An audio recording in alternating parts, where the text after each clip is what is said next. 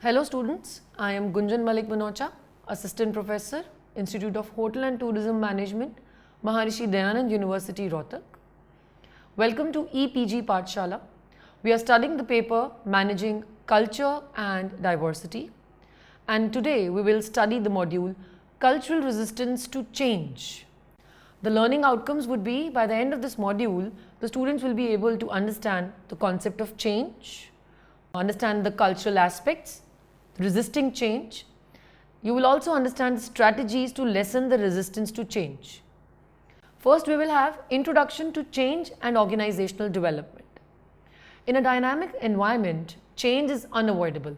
It is correctly said that there is only one thing which is constant in life, and that is change. The technological, social, cultural, legal, as well as the economic environment is rapidly changing, and thus an organization will be able to survive only if it can combat these changes effectively.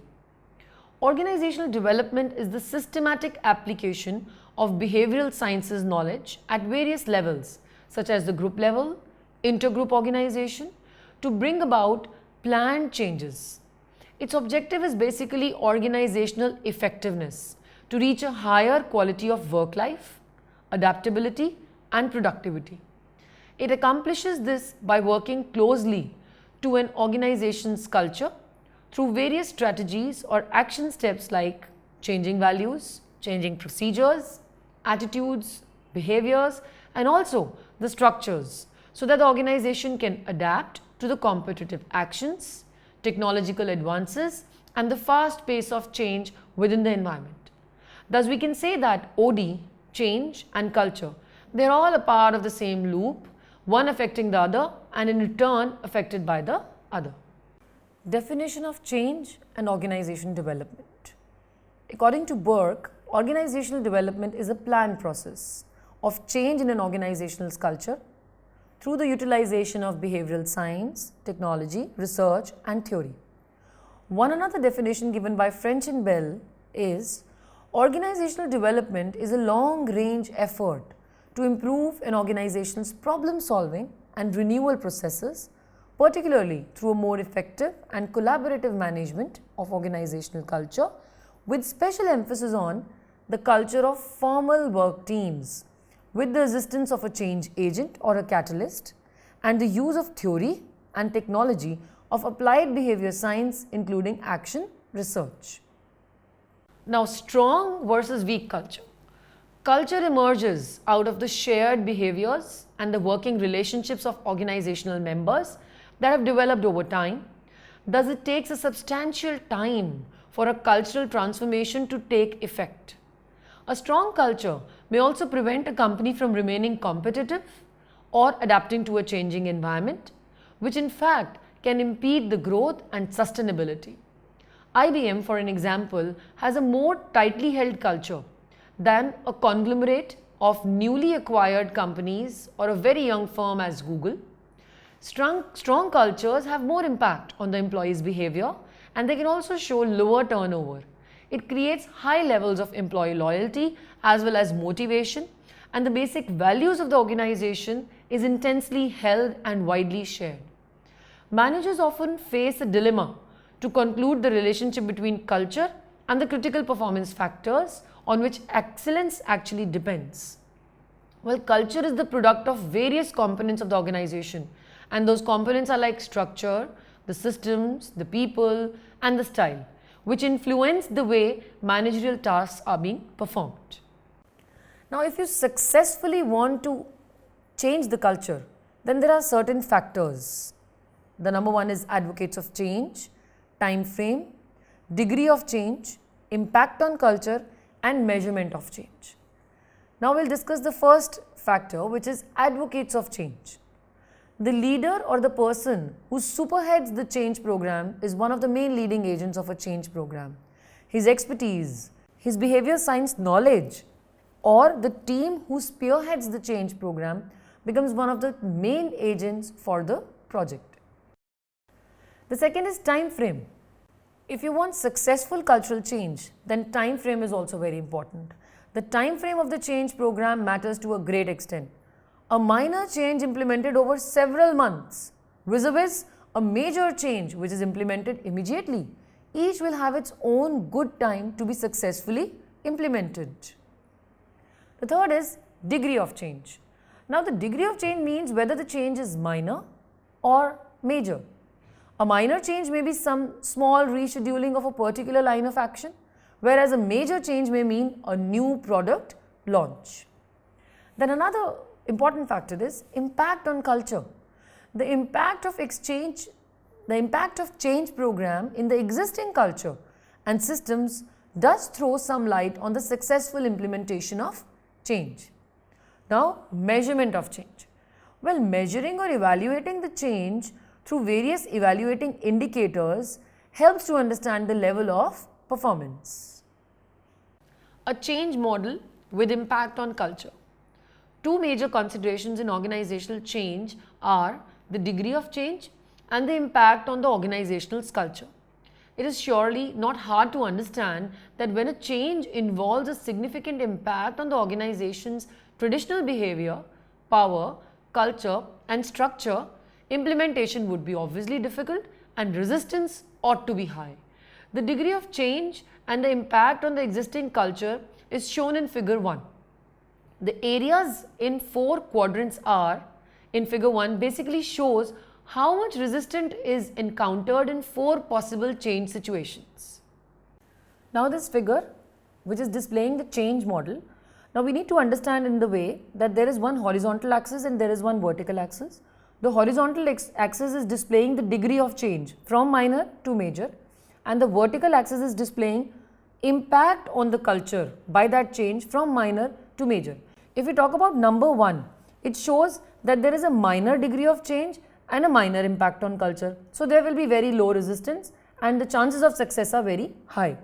Then if you go to the second point, which says there is a major impact on culture but minor degree of change. So there is some resistance. So moderate chances of success are there. Then come to point number 3, which says major degree of change but the impact on the culture will be minor. So there will be some resistance which may vary from moderate to high chance of success.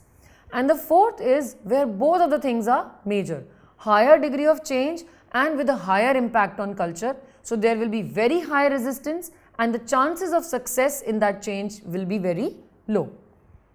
Now the quadrant 1, which displays minor change and minor impact on culture. Now the resistance will be lowest and success will be most probable when the change be introduced is relatively minor and the impact of existing culture is also very small. The second quadrant says minor change and major impact on culture. Second quadrant basically displays when the change is minor but the impact on the culture is very high. So there will be some resistance that can be expected depending on the speed of the change as well as the size of the thread. If we come to the quadrant 3, which states major change and minor impact on the culture. Now the quadrant 3 shows that the change is major but the impact on the existing culture is minor. Thus there will be some resistance that can be predicted. Good management can probably handle this particular situation amicably. The last quadrant, quadrant 4, which is very difficult actually, when the change is also large and the impact on the existing culture is also very high. So there will be the greatest resistance that can be predicted and the probability of success will be perhaps very low. Life cycle resistance to cultural change. Most of the organizational programs like TQM, the Total Quality Management, downsizing, reinforcing, call for some resistance to change. Resistance to cultural norms eventually crops in, which may be in the form of non-cooperation towards the superiors, the strikes, the hostility, the controversies and even the conflicts. Depending on the change program, few of the phases may be omitted or briefed or may extend for a longer time. The response to change tends to move through a life cycle of 5 phases. Now, life cycle resistance to cultural change. There are phases in it. The first phase is only few people who see the need for change and take it seriously. In phase 1, the change program may either die or it may continue to grow.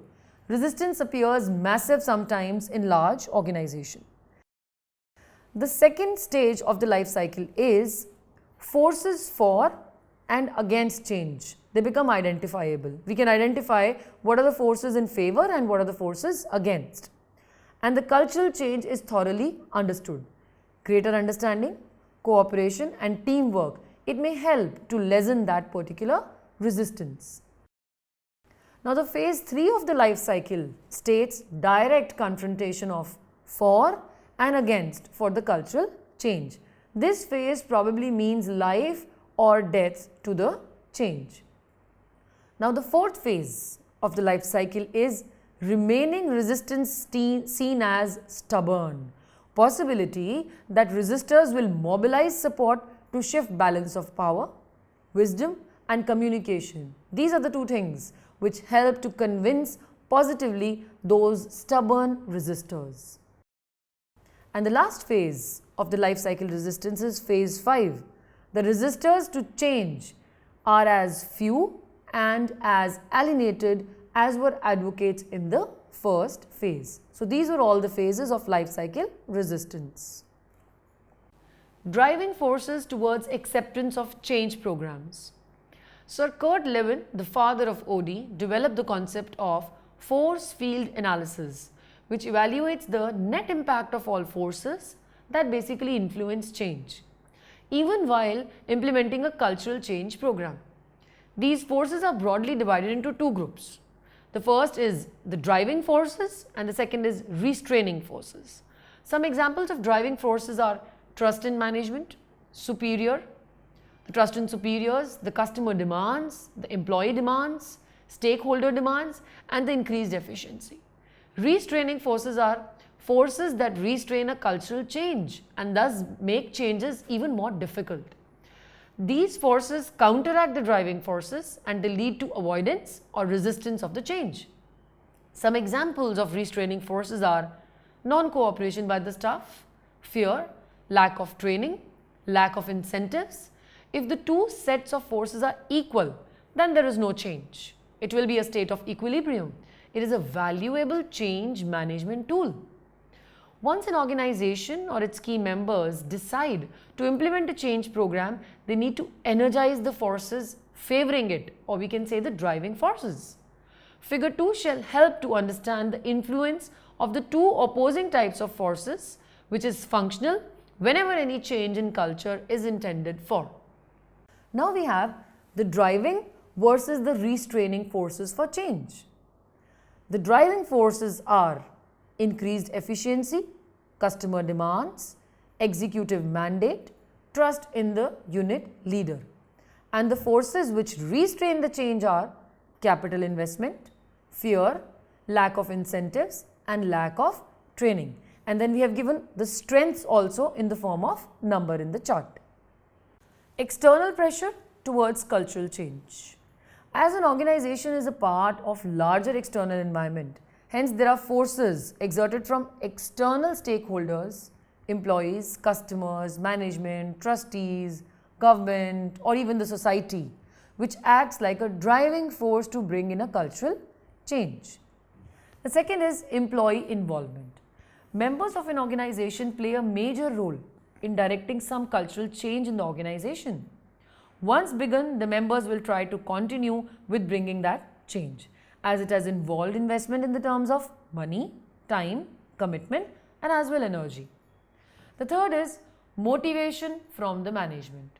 The management, the trustee or the board of directors, whatever we can say, showcasing a lot of trust on the employees and motivating the employees for a cultural change. It acts like a great motivational tool. It builds a strong trust among the members and a faith that holds them in a high esteem to bring in that change. Then another value is value system of the organization. The existing value system of the organization is one of the key factors to drive change. Factors like openness, trust, collaboration, autonomy, cooperation, team building, group dynamics and a system perspective among the key people. All these positive values, they act as a great driving force to bring in the cultural change. Then the next is dissatisfaction with the existing situation. Well, a dissatisfaction with the existing situation itself acts as one of the biggest driving force to bring in that cultural change. Satisfaction leads to a state of stagnancy in many cases. Being satisfied for being average and happy with the present culture, it acts as an impediment to bring in any change in the present cultural system. Restraining forces blocking implementation of cultural change programs. For implementation of a cultural change program, major attention needs to be paid to the restraining forces or the impeding forces, that is, the opposing forces. As a cultural change mostly leads to a change in the status quo as well as the power distance in the organizations, hence there are some forces who are going to oppose to that change, which are known as restraining forces. Some of the signals of resistance may include walkout, no cooperation movement, sabotage of change efforts, indiscipline, not following the rules and regulations or the instructions, inefficiencies, or being unproductive. Figure 4 and 5 displays the few sources of individual and organizational resistance to change. Now, the restraining forces which block the implementation of cultural change programs. Now, the diagram clearly indicates what are the restraining forces: selective information processing, habit, security, economic factors, and the fear of unknown. These are all the individual resistance factors or the sources. And then if you talk about the sources of organizational resistance, threat to the established resource allocations, the structural inertia, the limited focus of change, the group inertia, the threat to expertise, and the threat to established power relationships. These are all the sources of organizational resistance to change. Fear. Now, fear is a very big factor. Fear of the unknown, fear of the uncertain situation, it can act as a major restraining force for the members. A situation which has lack of information or which has a lack of open communication, it may lead to an environment of uncertainty and fear, which can grow to a mountain form, a mole during an implementing program. The second is, which is very important, is routine disruption. Another reason of not agreeing for some cultural change programs, it may be the discomfort which disrupts the regular routine course of the employees. The third is moving away from one's comfort zone. One of the individual source is a major restraining force, which may be the displeasure to move away from the comfort zone in which the people are working. Man basically loves leisure, and an agenda leading to move away from the comfort zone, it may be a restraining factor. Then another factor, individual source, is norms and culture of the organization. An organization which has a very strong culture and believes in not bending the rules and regulations, we can call them as inflexible, or we can call them a company bearing a strong culture. It has been observed that organizations which share a strong culture and where norms are quite rigid, they face wider challenges when they implement cultural change. Next factor is redistribution of power and power distance. Reorganization results in distribution of power, autonomy, authority, and responsibility. It also leads to a change in the power distance. Well, the individuals or the departments, the groups who feel that after the change there will be a loss in the power post cultural change program, they usually resist as they will feel a loss of control. Wherever a proposed cultural change appears to be detrimental to the vested interests of any group, the employees will surely resist to that change. The next factor is loss of benefits, leading to a cost benefit analysis. The members would be engaged in finding the cost benefit analysis of implementing a cultural change program. A cost benefit analysis would lead the managers or the employees restraining a change program if they feel that the cost surpasses their benefit. Now, let's discuss certain strategies. How can you basically lessen these cultural resistance to change? The number one strategy, and a very good strategy, is open communication. An effective open communication program can surely work towards minimizing the uncertainty and fear from the minds of people. Answering the queries and the doubts related to the cultural change program they can need for the same can be answered through various open forum sessions or interactive sessions. Thus, education and sharing of information is the key which helps in reducing the resistance to change. Then another strategy which is very important is participation of members and their involvement. Encouraging participation of members in the decision process, it can help to gain a better acceptability of the cultural change program. People and members who are involved in the decision making process will feel themselves to be a part of that cultural change process and hence be a driving force rather than hindering. Another important strategy is support from the management in terms of motivation. Motivation in the form of incentives, it can be monetary or non-monetary rewards. Recognition for those who participate actively in the change process will surely help to gain more acceptance. Then leadership style is also a very important strategy. What kind of a leadership style one should adopt is a participative and a supportive leadership style which helps to gain more acceptance of the change program. It helps to adapt to new cultures. Leaders with loyal followers set high standards and they also strive to attain exceptional results. Another important strategy is the policies and the procedures of the organization. The company's rules, regulations, policies and procedures, if they are amicable, they help to reduce the restraining forces while uplifting the driving forces. Flexible policies will help in easier adaptability of the cultural changes rather than those inflexible rules and regulations. Then another strategy which helps in lessening the cultural resistance to change is incremental change in culture rather than the whole. It has been proved through research that if changes are to be introduced in small incremental ways over a long period of time, then the probability to accept the change program is quite more. Thus, implementing change in several small steps would help better adaptability of cultural change. Then another two important strategies are time duration and teamwork.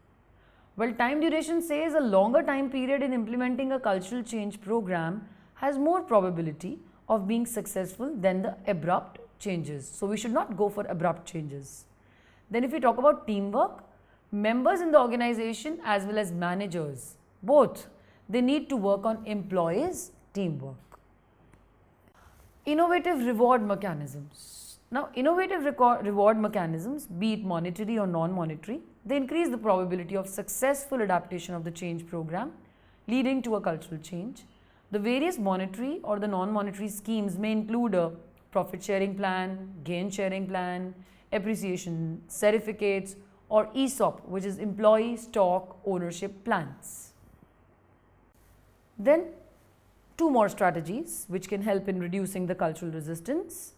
Orienting employee benefits about the implementation of cultural change program.